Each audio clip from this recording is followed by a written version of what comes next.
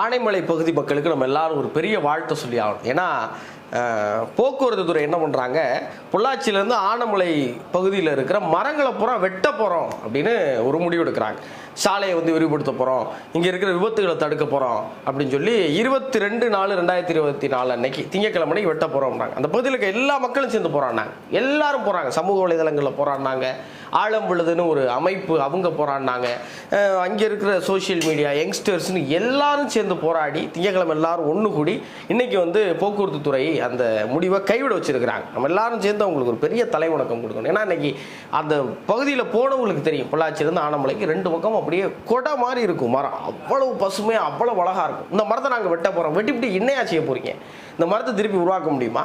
இதை அந்த மக்கள்லாம் சேர்ந்து எங்கள் ஊரை நாங்கள் விடமாட்டோம்னு போராடி எப்படி ஜெயிச்சாங்களோ அதே போல் ஒவ்வொரு பகுதியில் இருக்க மக்களும் நம்மளுடைய பகுதிக்கு ஏதாவது பிரச்சனை எல்லாரும் ஒன்று கூடணும், போராடணும்.